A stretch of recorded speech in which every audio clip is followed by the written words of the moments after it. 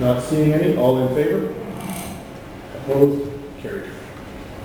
Moving on to item number 4, administrative reports. City Manager. Good afternoon, Your Worship and Council. To present item 4.1, landscaping, snow removal, lot maintenance, servicing, the last down housing.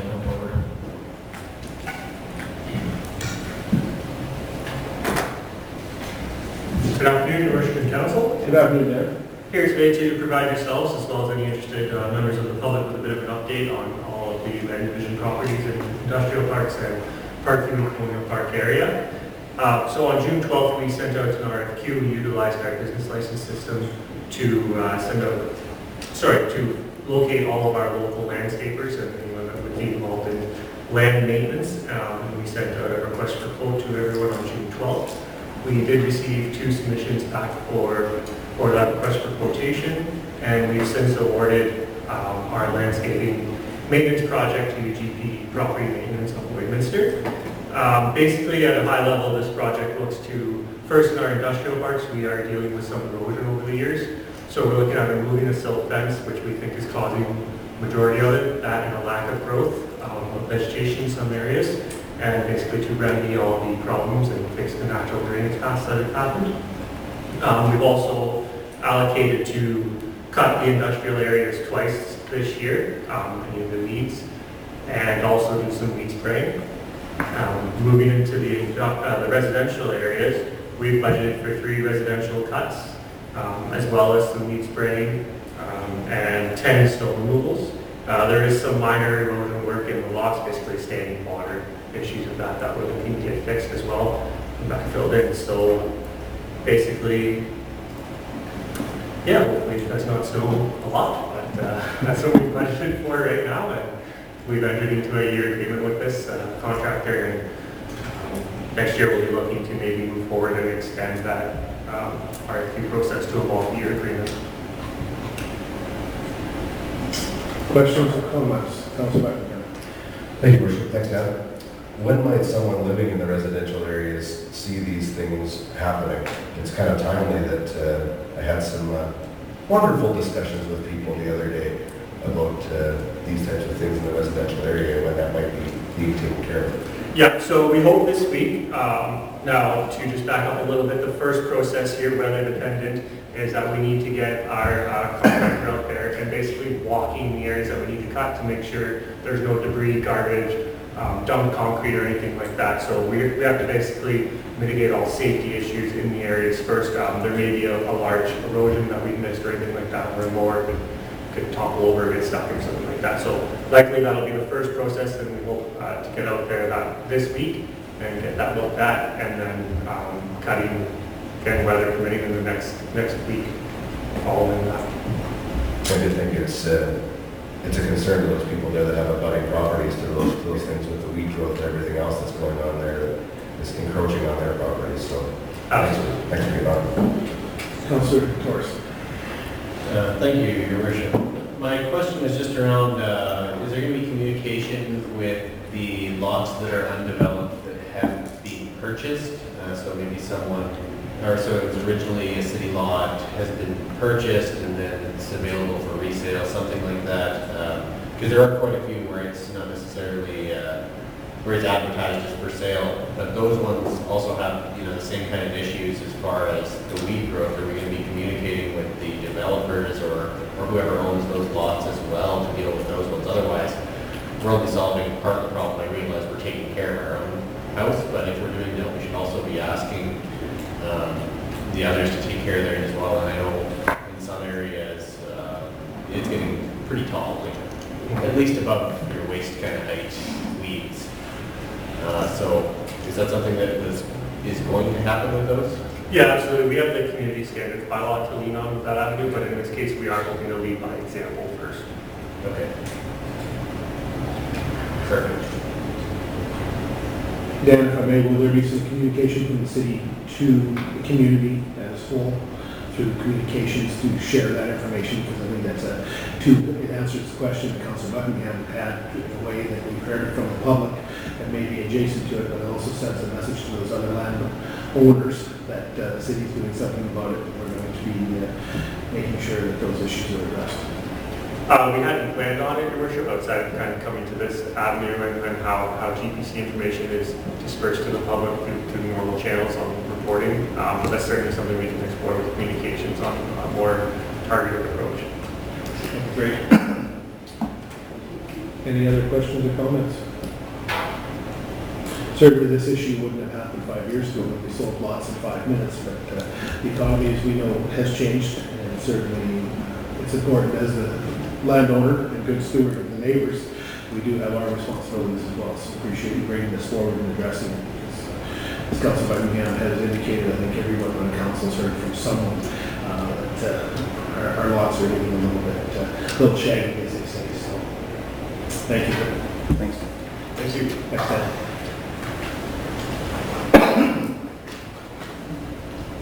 Moving on to 4.2, City Manager. Thank you, Your Worship. To present 4.2, annual performance plan update. I'll ask Inspector Lee Ruckman to come forward.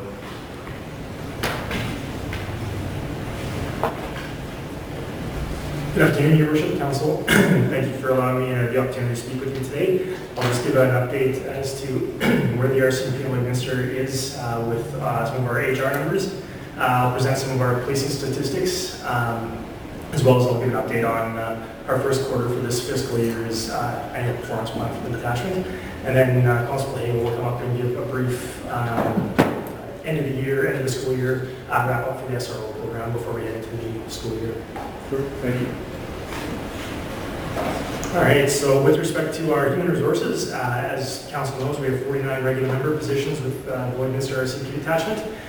With respect to that, I can say that all but one of those positions is currently filled, although we are waiting for some people to transfer into the detachment from parts outside. And that process will be dependent on them being able to sell their homes and come into the city and that type of thing right now. So that's looking positive. We will see a couple members transfer out of our detachment in the next couple of months as well. So that it is still a little bit in flux, but we're looking good right now as of today. So with that, both of our crime reduction unit positions have been filled. One member is in place as of today, so the crime reduction unit is back up and running, and the second of the 2 members is in the transfer process to come in as well. And the process is currently underway to fill one of the school resource officer positions for the Lloydminster Public School Division. That was vacated at the end of the 2018-19 school year. So Constable Kersinger has taken on other opportunities within Lloydminster detachment, and so we're working with our staff and people to find a suitable replacement for that person. And 2 positions of our general investigation support team are in the process of being filled. What I'd like to do to build some investigative capacity within the detachment is earmark one of those 2 positions for a developmental position internally, so we can build some of our investigative capacity within the detachment as well. With respect to some of our policing statistics, I didn't unfortunately have the June numbers until just the other day, so we'll run off the May statistics. One thing that one caveat that I will provide is that these are year-to-date statistics, so if we see any trends, it'll be to this point only, so keeping in mind that we still have half the year, some of these trends may be reversed or impacted, but we are keeping our eye on some of these as of today. So this is a bit of a snapshot with respect to our persons crimes. Overall, our personal crime since 2018 at this point in time has increased about 12% since this time last year. These are a couple of the highlights with respect to some of the numbers that we're looking at. There are other crime types in the person's crime category that aren't reflected on this particular slide. So overall, as of the end of May, we have had 375 persons crimes total.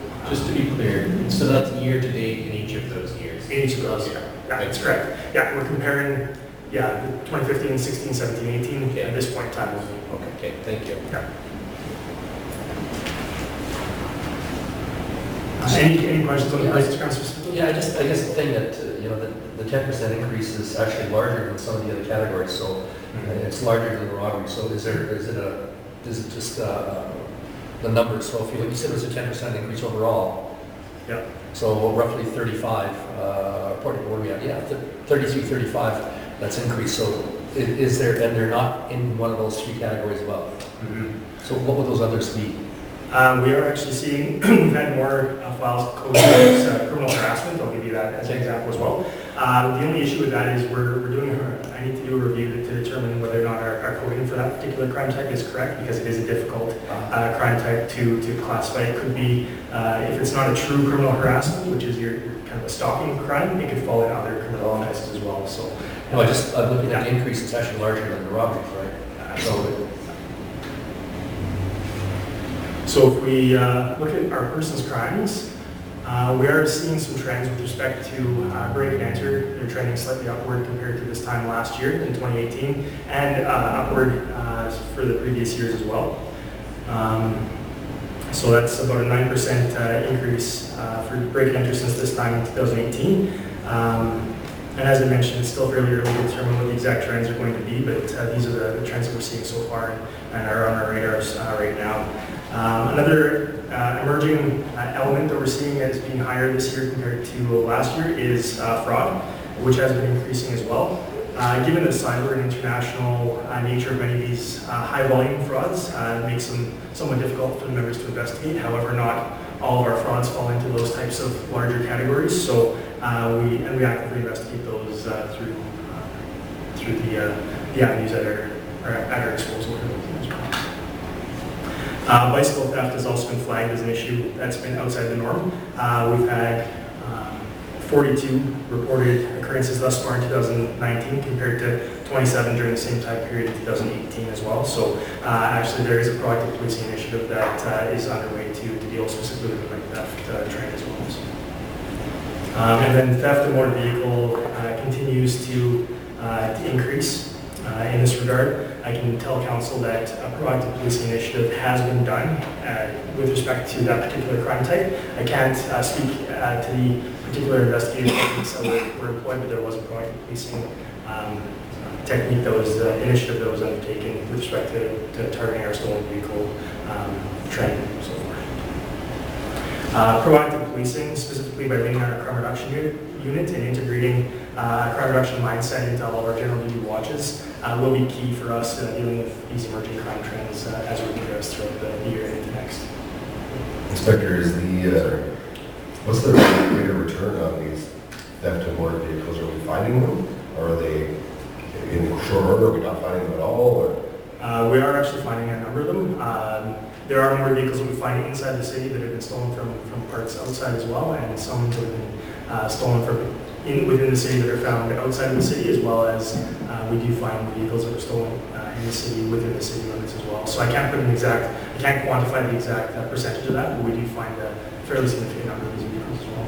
So in the theft of motor vehicle category, that was my other question, is that originating in the city, or is that even ones you found in the city included in that number, or is this just out of the city? These are the complaints that occur in the city that are reported.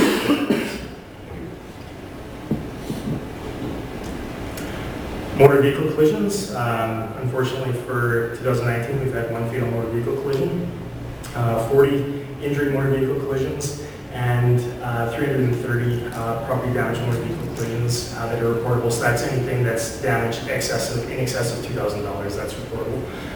For a total motor vehicle collision count of 406 compared to 361 this time last year. Overall, the motor vehicle collision trends are in line with previous years, but they are a little bit higher from this time last year as well. With respect to the other activity categories that don't fit readily into the other categories that we discussed, we've had a bit of a reduction in people reported missing so far this year, which is a positive reduction to see. We have seen a bit of an increase in spousal abuse over the last number of years, including this year as well.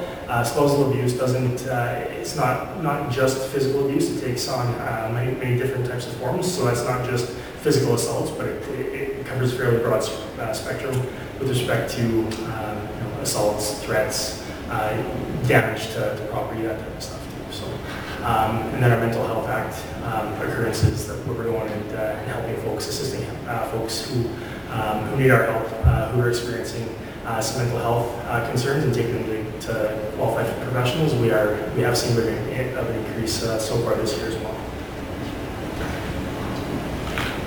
Our traffic numbers as well. Looking at that, we're seeing numbers that are within the realm we've seen in previous years as well. So intersection-related occurrences, we've had 56 files generated with respect to that, 49 with respect to speeding. This is RCP numbers only, and doesn't include provincial traffic that might come in from outside the city into the city, or our police officers here, obviously.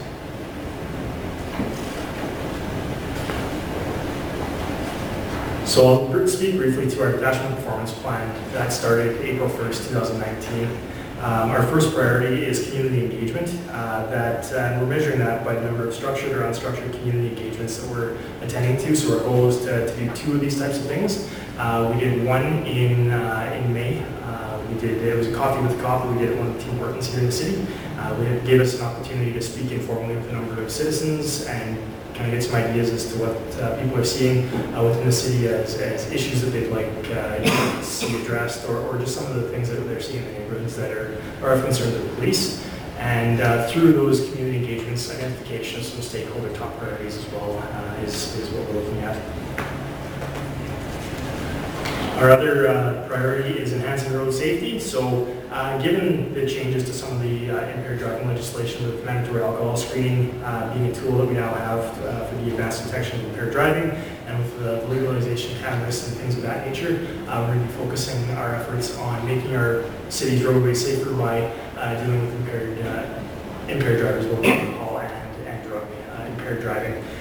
In that regard, I can tell you that one of our members, now our traffic member, Constable Fickner, is a trained drug recognition evaluator as well. So we have him as a resource at our disposal for additional means to detect drug impaired driving. Crime reduction, specifically property crime reduction, is a major focus for Lloydminster RCMP. As we've discussed in the previous slides, theft of motor vehicles has jumped in the past number of years and requires some attention, and so that's going to be done by both our general duty members as well as our crime reduction unit, specifically going through initiatives, taking on initiatives to reduce some of these things. So reducing our property crime by 10% from 2018 totals, specifically possession of stolen property, theft, and mischief. So our goal is to reduce from 2480 to 2232, and right now, as at the end of our first quarter, we're at 674, so we are on track to see that reduction.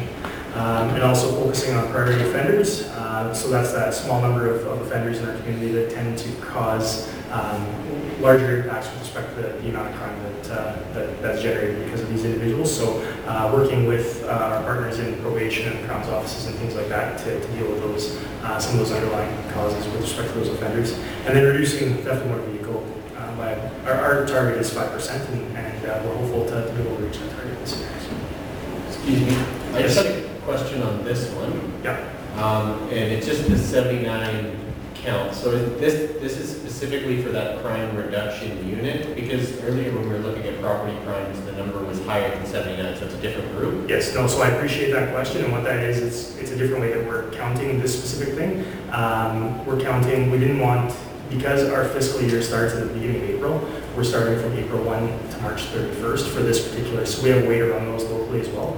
But don't necessarily marry up with the division-generated statistics. Okay, so that's pretty great. different dates. Okay, that makes sense. Thank you.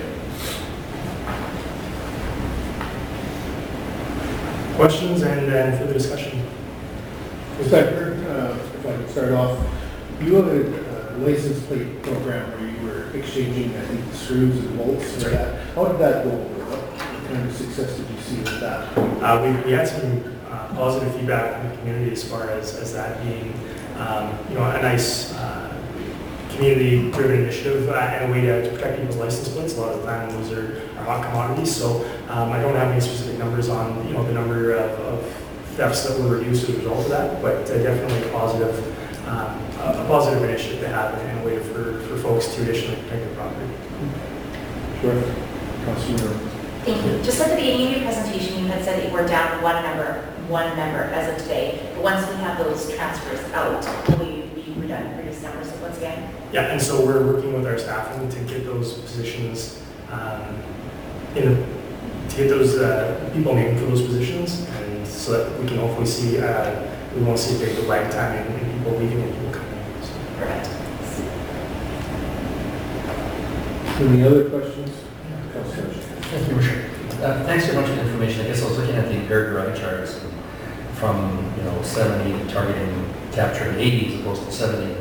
It's one of those convoluted things where you want to catch more, but you want to reduce them at the same time. So trying to wrap your head around that. So I guess in terms of what you're seeing and with the legalization of marijuana not having an officer, have there been any apprehensions of people that are driving under the influence of cannabis at this point in time? We haven't seen a significant trend.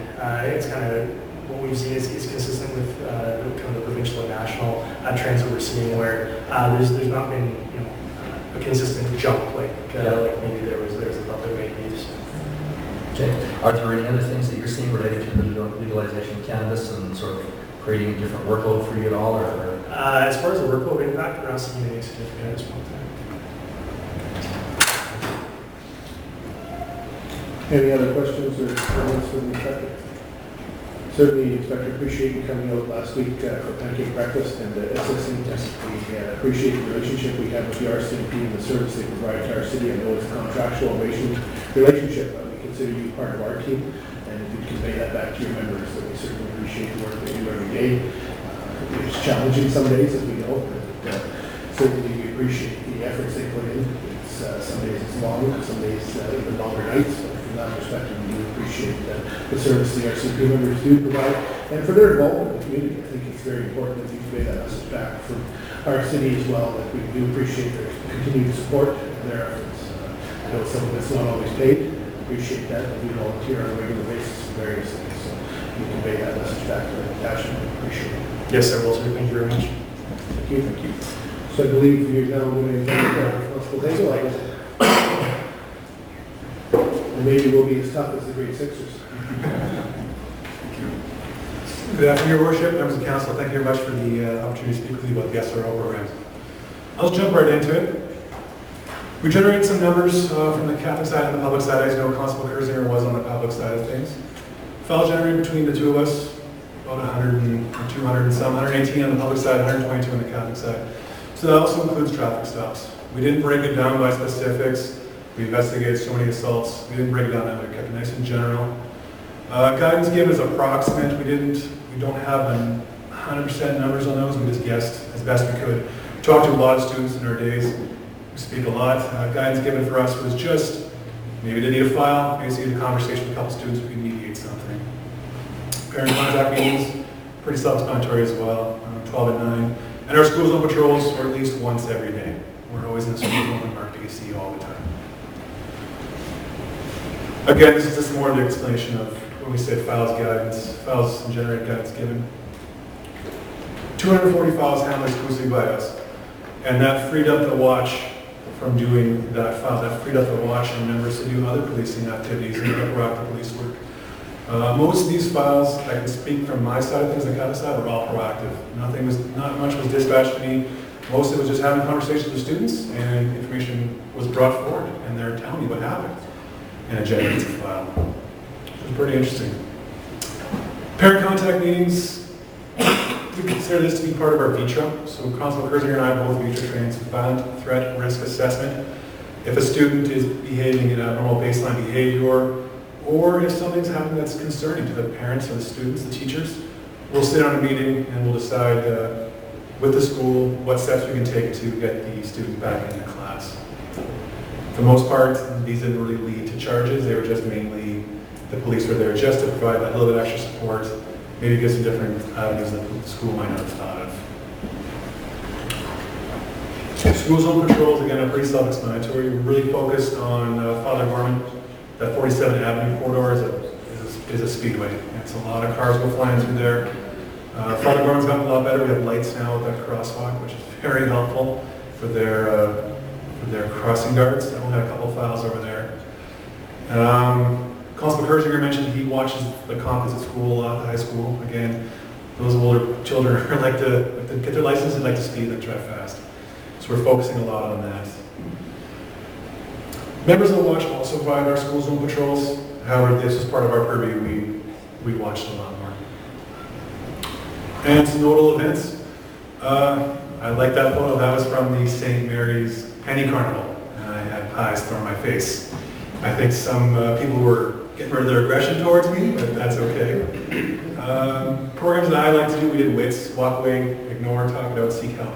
It's a program that we established that it's for grade 3 and below, and we just taught anti-bullying. Read a story, has an anti-bullying message, and we'll talk about it. Coffee with a Cop was very successful at Holy Rosary. The students in the younger grades love me. I can walk into an elementary grade school, instant, they love me. The high school kids got to work a little more. So what we did is we started Coffee with a Cop. So I burned some donuts and a healthy snack because I got to have an alternative, right? Coffee. And it evolved into us playing video games. And that really, the kids really liked that. Were you the bad guy or the HH? Oh no, I always try to beat them. Like we were playing like Super Smash Bros. On Nintendo, so I always like to beat them. I don't, you don't get to win. You have to learn how to lose. So I beat them a few times. Boys Gentlemen, as you know, Your Worship, you were involved in that as well. That was an excellent program. So we mentored grade 9 and 10 boys, and that was amazing. We did a lot of extracurricular activities after school. We did escape rooms. We did bowling. We did playing pool. Really fun. Made a lot of good contacts with the kids for that. Before you hit send, which is a texting internet safety thing that I did with grade 8s, and I customized my own program, my own demonstration for grade 7s, because I feel like in that age group, they're starting to send inappropriate messages to each other, for lack of a better term. So we're trying to curb that before it becomes an issue, right? So any kind of talking about social media is good, and I'm very for those proactive talks, rather than me coming to them as a police officer saying, "This is what you did, you can't do that." Our bike rodeo was on June 23rd. That was fantastic. A lot of support from the Catholic side and the public side. We had about 75 students come through, and we taught them hand signals, helmet fittings. It was a very excellent experience. And our Youth Academy was a joint production between Constable Kurzinger and myself. We had 20 students from the Catholic side and public side come through and learn how to be a police officer for a week during the February break. It was really rewarding for the students as well as us. And I think we taught a lot of kids what it actually means to be a police officer. It's not what you see on TV. The public side, unfortunately, Constable Kurzinger isn't here to tell you what happened on the public side, but his programs are very similar to mine. He did the WITS program as well. We did our Keep Straight, which is an anti-drug program we presented to grade 6 students. Constable Kurzinger and I and 4 Bobcats went to Hastings, and we had the Bobcats players talk about intravenous drug usage with actual drug users, and Vancouver Police backed us up. Very eye-opening experience for some of those students, and a very unique program that's excellent for the city. Constable Kurzinger did Join the Conversation, which is more, he let himself become available for parents and teachers to talk, whatever they need to talk about. He had office time for that. Again, the bike rodeo and our Youth Academy. I got some photos. Any questions before I go to my awesome photos I took? Constable Hagel, I guess the question that is really hard to answer, but hopefully we can. Are we making a difference by having new folks in the schools every day? Because you're building relationships that's got to be worth of value, and you're interceding hopefully before things get out of hand. Mm-hmm. So, from your perspective, can you describe in your own words what you're seeing? Oh, it's absolutely amazing. I don't want to sound too braggy, but when we did our parade, we were marching. There were people just yelling from the sides, "Constable Hagel!" And it felt so good. Like if I can make a difference in one student's life, I think I succeeded in this role. There's a couple students that are on my radar, so to speak, as problem students, and I'm working with them. Right? If it's a simple conversation every day with this particular student, like Holy Rosary has a couple kids that I'm chatting with at least once a week. If I can make a difference in that kid's life, or at least help him get to the right side of things, I think this project's successful. Excellent. I've had a chance to see you at the bike rodeo. Yes. You and Constable Kurzinger were both quite involved. We had some additional members there, but certainly you were out front and building that relationship. The kids knew you knew the kids. From that perspective, and certainly the Boys to Gentlemen, that was great. And I think that having you have that opportunity to be there and see that in uniform, because it's not, everybody came in their different dresses, the individuals that helped, but I think that's a great relationship to see. And it's great to hear it from your perspective, because I've talked to people, they said, well, I'm sure the young kids, as you indicated, love you. Yes. Maybe teenagers don't love you as much since they have vehicles and other Yeah, things. no, it's- In the same token, it's a relationship building process. So. And I'm very looking forward to next year. Now that I do what I'm doing, I cannot wait to get back in schools and implement some new programs that I'm working on. So Excellent. I'm very, very excited. Councilor Murray. So with that said, and your excitement to be in that certain position, do you still feel there is a benefit to the structure of the program, or that you would be next year would be your last year? Is that correct? Mhm. And then you would be exiting, and then they would be looking for someone in the capital position, correct? Do you feel that that's still a good structure to have that rotating basis, or do you feel like it would be better to have it more permanent if you felt comfortable to have be in the system maybe for 5 years, where kids could see that familiar face, that felt more comfortable with you, rather than having that revolving door every couple of years?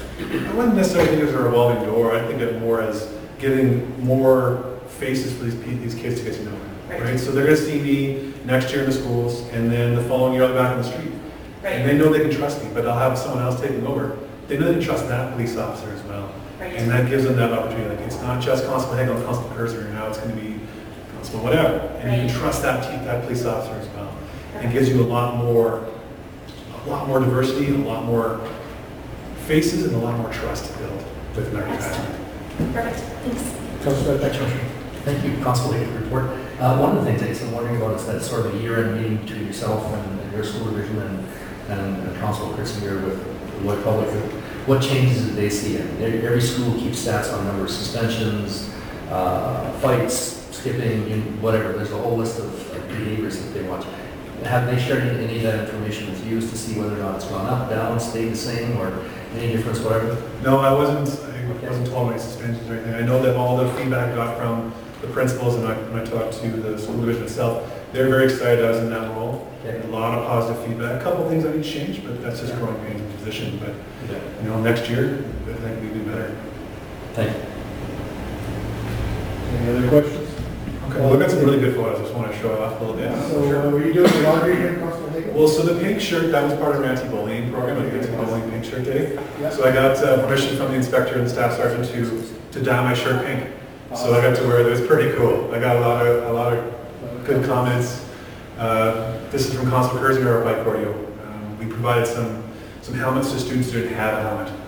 So we gave one away, just happened to fit on his little tiny head. And then this next photo is Constable Kurzinger demonstrating how our Halligan tool works to break a window. Kids are very interested in the tools, the trade, and it's just fun to show off. Again, more photos of us interacting with students with a door ram. That's from the bike rodeo. The top one with the staff sergeant there is from Big Happy Day. That was my first Big Happy Day. It was really awesome. We got to go there and surf, bring up the till, and interact with the public a little more. It was very, very rewarding. Bike rodeo again. Some of our community partners were there. The two young ladies were from Bananas for Books, which was a program that Mr. Catholic School puts on. So they gave up their time on a Sunday afternoon to come help us out. And then from Grinding Gears, they came and helped us out as well. Jim. This is from our youth academy. Those are our students when the helicopter came. A lot of people saw Mike Papa come landing in the back parking lot, and we took a photo in front. And that last photo kind of got cut off, but it's Constable Kurzinger and I on our bicycles and our last little outing together. And that's all I have. Oh, and then this is our basketball game where we played the Holy Rosary Raiders for charity. We got some food for the food bank as part of admission. And I think we beat the Raiders, but the score wouldn't reflect that. But I think we definitely played I was going to ask you what that game. I've heard different things in the Yes. streets. So. I think they cheated, so I don't know. I think we played pretty well. But that's all I have. So thank you very much for your time. I appreciate it. Thank you. Thank you. Any other questions for Constable Hagel? Again, thank you very much for your efforts in the program. I know you're well recognized in the schools. And again, thank you. And we look forward to Constable Kurzinger's replacement and seeing where we get the ground running in the fall. You betcha. Thanks so much. Thank you. Moving on to agenda item 4.3. Thank you, Worship. To present 4.3 traffic signal projects update. I'll ask James Rogers to come forward here.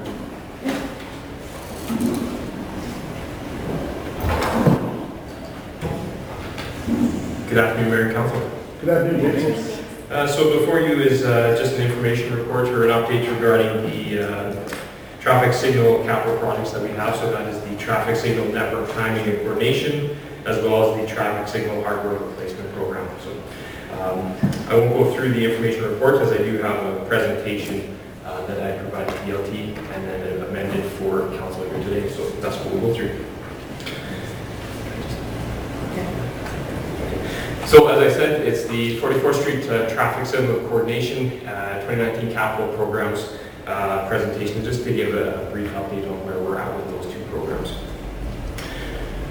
So as part of the presentation, we'll go through the current issues. I think we all know what the issues are, but we'll touch base on those. We'll go through the current programs, their intent, and the budgets that are associated with them, limitations of the current program and the current direction, the engineering services proposed direction shift, benefits of the proposed direction shift, some anticipated timelines, and then of course anticipated project costs, and then we'll close off with some remarks and then recommendations from engineering services, and then questions. So when I was putting this together, this quote instantly jumped out. It's kind of cliche, but it says the definition of insanity is doing the same thing over and over again, but expecting different results.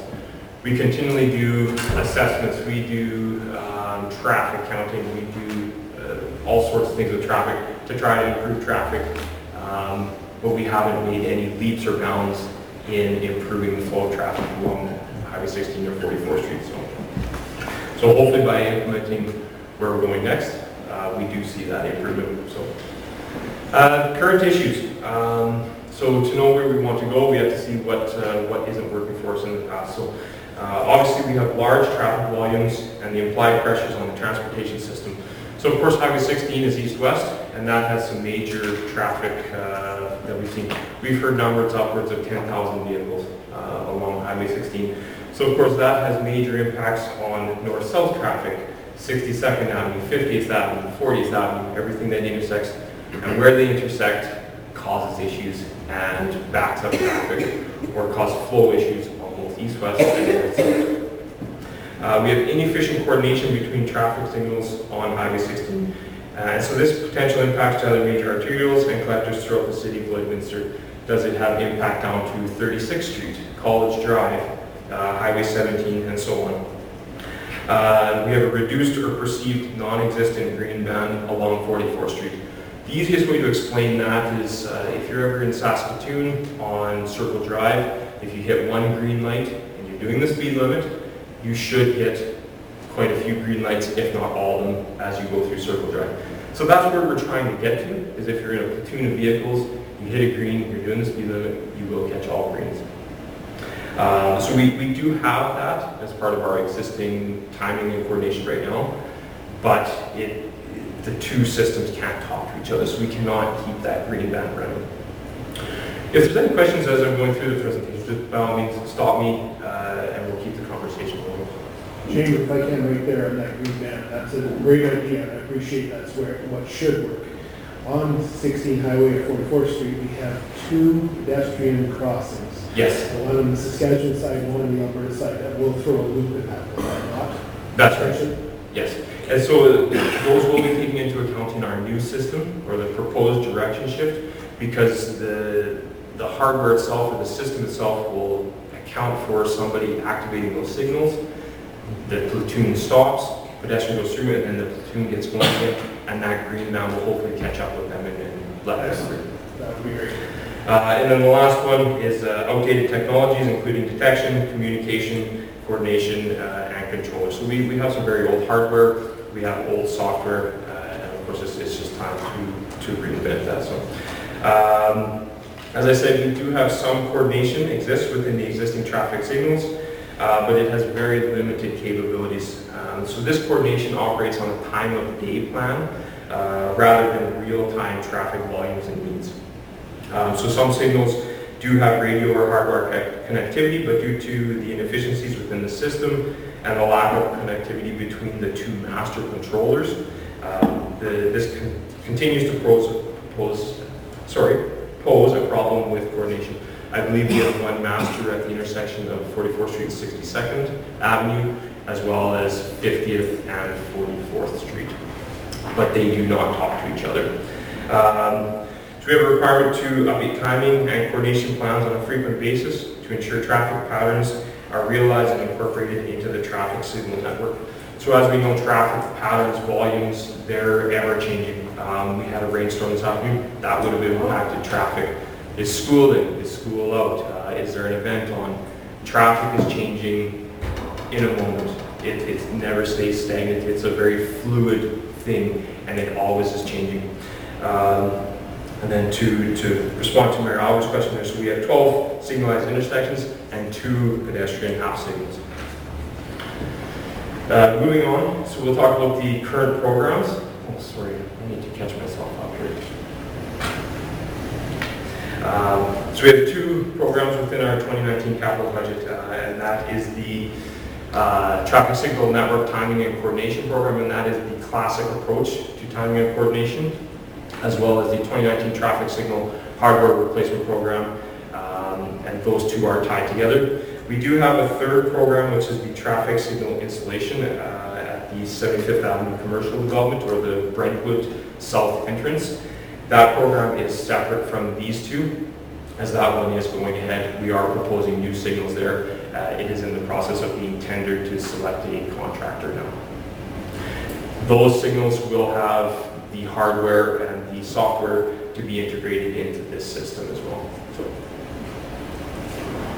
Okay, so next we'll dive into each one of these programs and the intent of them. So the Traffic Signal Network Timing and Coordination Program had a budget of $225,000, and the intent of that was to complete an assessment of the existing traffic patterns, flow volumes, and existing hardware, and implement and improve timing and coordination to provide recommendations for hardware upgrades.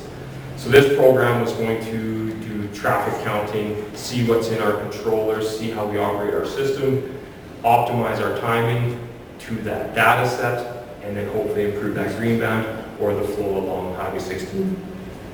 The hardware recommendations provided by this program will form the baseline from which the scope of work for the traffic signal hardware replacement program will be derived. Under this program, the services to be procured are consultant and contractor services. The second program is the Traffic Signal Hardware Replacement Program, and this one is exactly what the name is. It's improving hardware, so that's controllers, cabinets, detection, all that sort of stuff. So this will take a portion of the upgrades from the timing and coordination program, as well as some of the improvements from our 2015 traffic signal assessment. For this one, we would just need to procure contractor services. James, if I could stop you for a second there. I was going to ask him earlier, this is a good time.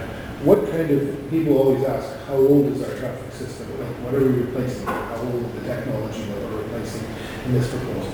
I don't know an exact age on some of the infrastructure, but if we get into Highway 17 in the downtown core, there is some very old infrastructure in there, old cabinets, old poles, and within the 2015 traffic signal assessment, they went into that. We need to update these poles, so they are quite old. Some of these systems would be original when they were first installed. So there is a need to upgrade them and improve them outside of this program as well. Okay, thank you. Oh, problem. Sorry. Okay, so now that we've seen where some of the issues that we've had with our 2 programs, so we'll talk about the limitations of those 2 programs and what we're directing the classic approach. So the classic approach adjusts the timing along 44th Street to a specific point in time. So this is a very small data set. So we would go out, collect data, do traffic counts. This would be maybe a week traffic count, a day count. We would try to expand that data set as much as possible. But it's a very small data set. Is school in, school out? Is there an event on? Is there construction in the area? So it's a very small data set that they're trying to get an entire year's worth of coordination from. These 2 promote dependency on third-party consultants or require dedicated in-house personnel. So right now we do not have the capabilities in-house to take the data that we've collected, run it, come up with those green bands and improve the timing and coordination. Rather, we need to secure the consultant to do that. So we have an anticipated minimal overall positive impact on the flow of traffic through the 44th Street corridor, as traffic patterns are ever changing and the demands on the road network are fluid. So as I started out, traffic changes constantly. Somebody has a flat tire, there's a car accident, somebody breaks down. We have a large influx from an event. We have a train. That traffic is constantly changing and impacts the flow along our major corridors in an instant. So this promotes status quo or choppy development with respect to technology advancement. Will we improve one intersection next year? We'll improve another one. It's just very choppy and just keeps us in the same cycle, the same pattern that we're in. So Engineering Services is proposing a direction shift. And that direction shift is a two-stage program where the first stage will be update all hardware along Highway 16 to 44th Street and then implement a Centrac system with an adaptive module. So that's a program created by Econolite Canada. They are our sole provider for traffic signal hardware. That's the cameras, the cabinets, controllers, detection cameras, and then the traffic lights themselves. So this is a program that they have come up with. So the Centrax is updated software to promote communication with controllers remotely, and this will allow remote operation, adjustment, and performance review of the traffic signals at any time. We will ultimately have a traffic branch at the operations center where we can go in, we can watch the video, adjust the timing and coordination as we see fit. We can monitor the status, the hardware, is it working, is it not working, and just see what's going on at those intersections. The adaptive module is software, and so that's a module that allows the controllers to react and adjust signal timing in real time. The main component that will reduce the City of Lloydminster's dependency on third-party consultants and improve live coordination. So this would be a cloud-based program where the data is uploaded instantaneously from the intersections. It's crunched through their program, and then the timing and coordination is adjusted instantaneously. So going further, by implementing the Centrac system and the adaptive module, the city will reduce the dependency on consultants, including sending traffic data to a consultant for analysis to establish new signal timing plans. Rather, an adaptive module will operate from our current signal timing plan and will adjust green times within predetermined thresholds. We won't just let the system go on its own and figure it out. We will still have our hands on the steering wheel. And then it will adjust itself according to the demand at the intersections in real time as platoons of vehicles approach the intersections. So these cameras, as part of the Centrex system and the adaptive module, will be able to see upstream of the intersection 600 feet and downstream of the intersection 600 feet. And they can see what platoons of vehicles are coming up the intersection. And when I say a platoon, that's a group of vehicles. Let's say there's 10 tractor trailers. That will be a platoon. And so it will see that and then adjust itself all the way along. The classic approach of improving timing and coordination is limited to a finite data set depending on the traffic patterns and volumes experienced at the time of counting. So the classic approach is very limited, very narrow-minded on what kind of traffic we see. So the adaptive module is similar in principle to the College Drive lighting initiative completed by ACWA Electric in 2018, in that the intersections will be communicating with neighboring intersections for improved coordination. For reference, the College Drive lighting works such that when one vehicle is detected at a street light, the neighboring lights turn on, and then as the car passes, they do have a time, and then they start just to wind down. An adaptive module will work in a similar fashion using advanced detection and account for platoons of vehicles to adjust green times and ensure platoons are flowing efficiently through the network. This will also see in the north-south, for example, at College Drive or 62nd Avenue. It will also take into account the platoons coming from the north and the south. So the benefits of the proposed direction shift, reduce dependency on third-party consultants. I was a consultant, and I know we're very expensive and we are time-consuming. For reference, it can cost between $3,000 and $4,000 per intersection to complete data collection and timing updates per intersection. Now, if you want to stay in real time, that's $3,000 to $4,000. Every time you can think about it, it has to be updated.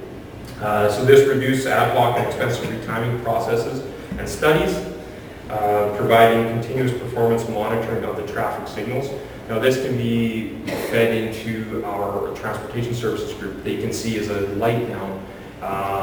Is it not operating? What's going on out there? Is there an accident? So they can also get updates on it as well. It's proactively monitoring the system performance, including real-time traffic signal timing optimization, and then enhanced mobility and safety along the corridor, because it can see these platoons of vehicles that are predominantly looking to get through the city of Lloydminster and where they need to go. So it can see them, sense them, and let's get them through the city of Lloydminster without the stops and starts. James, does this new proposed technology have the opportunity, I know some cities have it, where our emergency services can tap in? Yes, thank you for that, Councillor Buckingham. You're jumping ahead. That's good.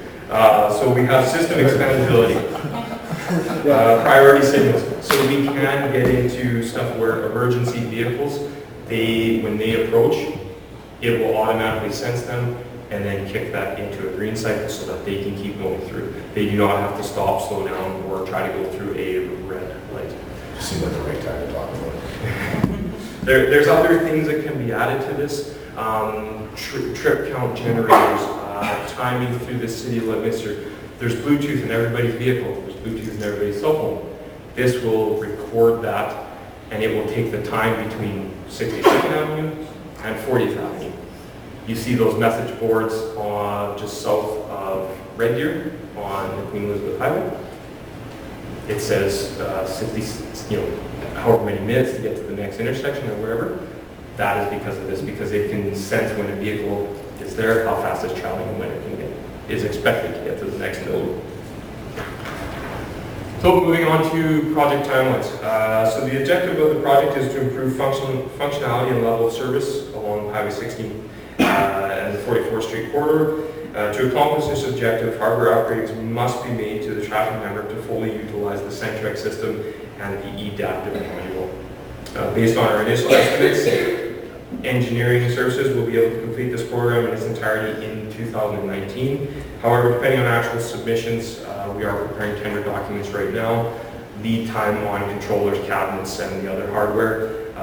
Some courses may need to be completed in 2020. On that fact, we have pre-ordered. We've issued kind of a letter of intent with Econolite to start compiling cabinets, controllers, anything that does have a significant lead time on it. We have not purchased anything, and we have not made any commitment to purchase it. We've just said this is coming up, I guess prepare yourself. So we are making some strides on that to cut down the wait time. So talking about the recommendations that we would be implementing, so Econolite, they came out, assessed our system, and these are the recommendations that they had. So install communication modules to enable remote access via cellular networks, upgrade controllers and cabinets where older ones currently exist. We have old cabinets and we have small cabinets. We cannot fit all of the new hardware into these cabinets, so we need to improve some cabinets. Upgrade cameras for improved detection and reactive timing capabilities. We do have some hardware, the cameras, that we will reuse, so it's not a complete got to throw away. We do have stuff that we can reuse. Update software to promote communication with controllers remotely, and that's the Centrax. And then integrate modules that allow the controllers to react to traffic and adjust the signals automatically. Lastly, we'll anticipate project costs.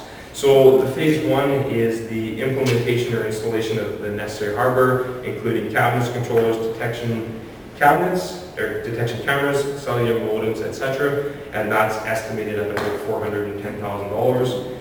The second phase of the program is the implementation of the Centrax and eDaptive module, and this is including in-house staff training sessions. So this would be the integration with IT, and how do we actually talk to these intersections.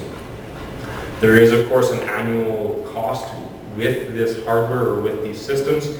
and that's estimated at $17,000 for upkeep, system improvements, software upgrades as Econoline brings them out, and then the ability to us to upload our data automatically gets crunched and then it gets sent back to us. There is a fee for that of $17,000 plus the $2,800 for SIM cards, as we do need every intersection to have cellular capabilities to talk to the base station at the operations center. It should be noted that no additional staffing requirements are anticipated at this time, as the system will do that for us.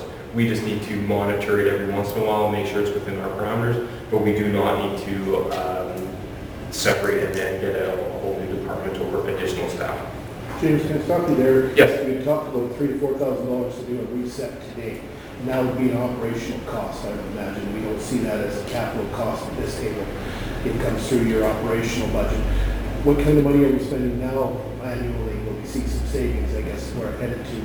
Like moving to this system versus saying, oh, we've heard about intersection at 62nd, College Drive, and 44th Street. You go out with a survey. What kind of money can we potentially save, or would the same money spent on that kind of traffic control today? I believe in the long term, we would see a significant savings. If you look at the budgets that we have for the two programs right now, the timing and coordination, it has a budget of $225,000. That's a significant cost just to do timing, coordination, and then get a contractor to update the timing in the cabinets.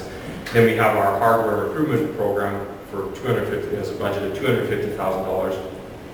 That's a big cost at this time. So by getting on this system, we're slowly going to wean ourselves off of those big ticket prices, as the system will automatically do it. Does that answer your question? Pretty much. I just wondered operationally wise too. We've got to be spending some money trying to solve problems on a regular basis. Of course. Yes, I understand. Thank you for your question there and the clarification. So because we do have some older hardware in our intersections, is the call out for our maintenance provider significant, or is it increased? By going and improving or updating the hardware, will we also see a downward swing in that as well? So. Okay, and then lastly, just engineering services recommendations. So engineering services makes good sense as far as efficiency goes, and there's lots of other modules that can be added on to this as we move forward with it as well. And I think it's just part of taking a look at being a smarter city.